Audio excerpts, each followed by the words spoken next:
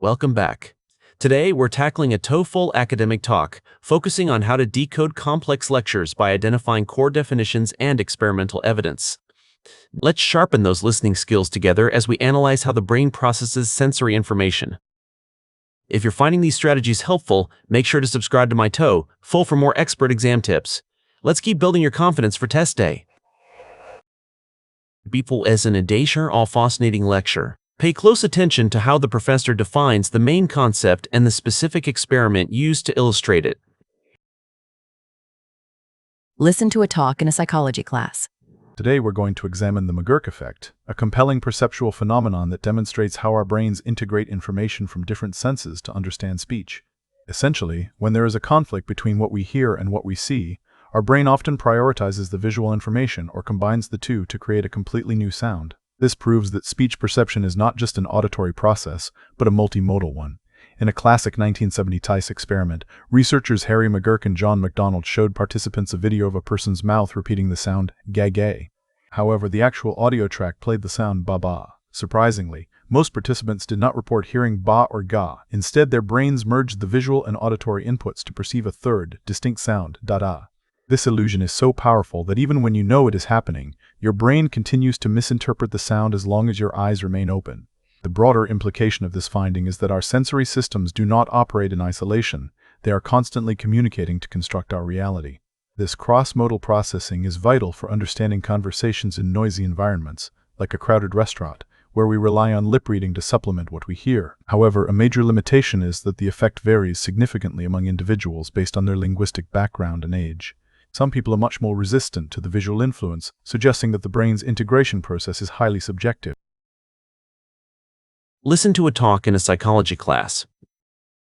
Knowing this is a psychology class helps us prepare for concepts related to human behavior and perception. Professor. As a professor, the speaker will likely follow a clear academic structure, moving from a general theory to specific supporting evidence. Today we're going to examine the McGurk effect, a compelling perceptual phenomenon that demonstrates how our brains integrate information from different senses to understand speech. The professor starts by introducing the McGurk effect, which serves as the central topic or perceptual phenomenon for the entire lecture. Essentially, when there is a conflict between what we hear and what we see, our brain often prioritizes the visual information or combines the two to create a completely new sound. Here, the speaker clarifies the mechanism, explaining that a conflict between senses forces the brain to either choose or combines the two inputs. This proves that speech perception is not just an auditory process, but a multimodal one.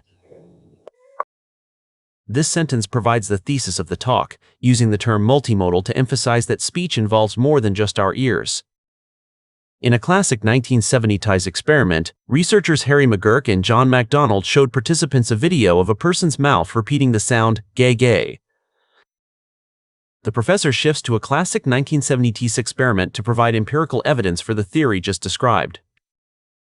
However, the actual audio track played the sound "ba-ba." By using the transition, however, the speaker highlights the discrepancy between the visual "ga-ga" and the actual audio of "ba-ba." Surprisingly, most participants did not report hearing ba or gay.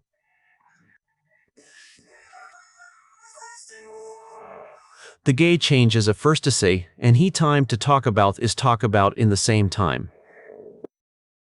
The board surprisingly signals a result that contradicts expectations, noting the participants failed to hear the actual ba or ga sounds.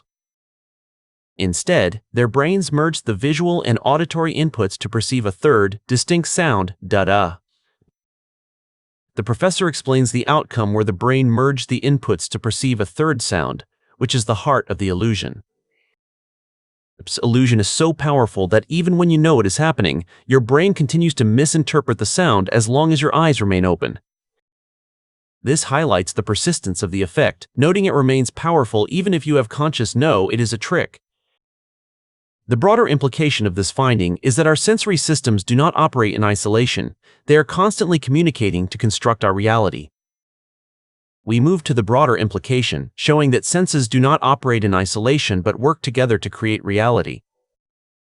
This cross-modal processing is vital for understanding conversations in noisy environments, like a crowded restaurant, where we rely on lip reading to supplement what we hear.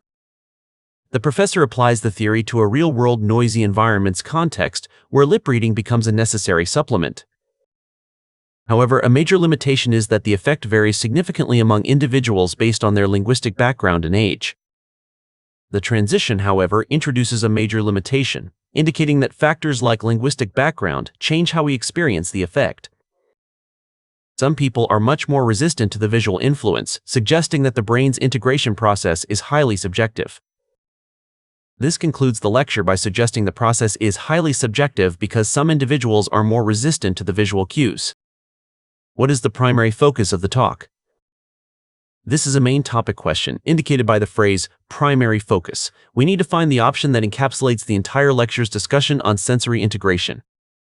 Let's analyze option A. Methods for improving the accuracy of lip reading in noisy environments. While the professor mentions lip reading, this option focuses too narrowly on methods for improving it, which wasn't the main point. Now, let's check what option B suggests.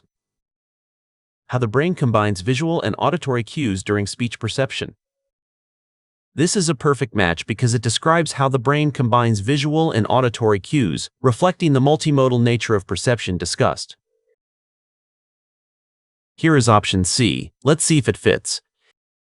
Why people with hearing impairments prefer to eat in quiet restaurants. This is a distractor. Quiet restaurants is a misinterpretation of the noisy environments example used to illustrate the theory. Finally, let's look at option D. B in the ports of audio visual recording technology in psychological research. The lecture mentions a specific 1970 TOEFL experiment, but it does not focus on the history of recording technology itself.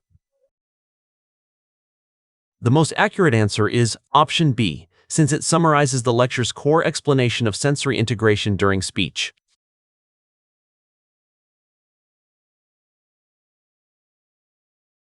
What happened in the 1976 experiment mentioned by the professor? This question asks for a specific detail about the 1970 TOEFL experiment. We should look for the result that occurred when the audio and video conflicted. Let's analyze option A. Participants perceived a third sound that was not actually played. This is correct because the professor stated participants heard a third distinct sound that was not actually played in the audio. Now, let's check what option B suggests.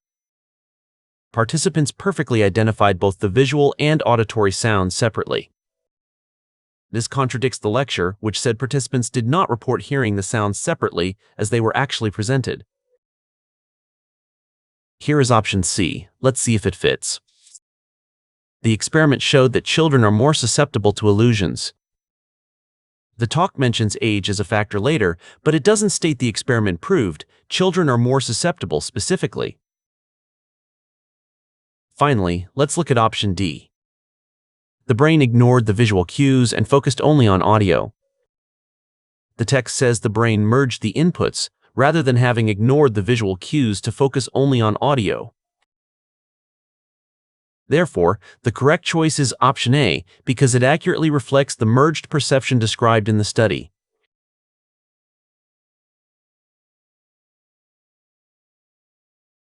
What can be inferred about understanding a speaker in a loud room? We need to infer something about a loud room. This requires us to connect the noisy environments example to the general principle of multimodal processing. Let's analyze option A. Inaccurate lip reading is the primary cause of permanent hearing loss. The professor mentions lip reading as a help, not that inaccurate reading is a cause of hearing loss. Now, let's check what option B suggests. Seeing the speaker's mouth movements makes the speech easier to understand. This fits the lecture's point that we rely on lip reading in a crowded restaurant to make speech easier to understand. Here is option C. Let's see if it fits. The brain will ignore all auditory input to focus on visual signs. The lecture says senses integrate, not that the brain will ignore all auditory input entirely in favor of visual signs. Finally, let's look at option D. Most people will experience auditory fatigue after only a few minutes.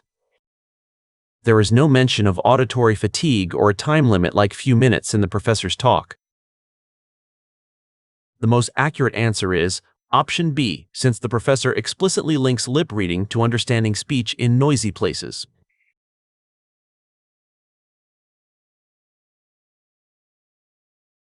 Why does the professor mention the sounds ba and ga?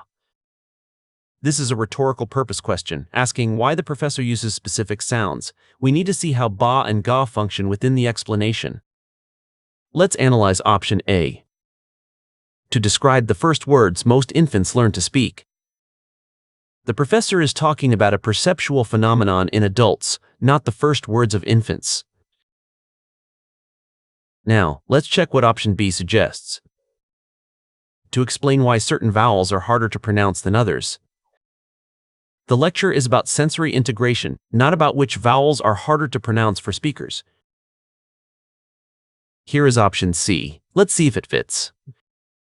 To prove that auditory information is always more reliable than visual. Actually, the McGurk effect is used to show that visual info can override audio, not that auditory is always more reliable. Finally, let's look at option D. To provide a specific example of how the McGurk effect works. These sounds are the specific example used in the 1970 TOEFL experiment to demonstrate how the McGurk effect works in practice. Therefore, the correct choice is option D because those sounds illustrate the conflict necessary to trigger the illusion. To master academic talks, always identify the main theory early on and track how examples support or limit that theory. Focusing on transition words like however or instead will often lead you directly to the correct answers on the TOEFL.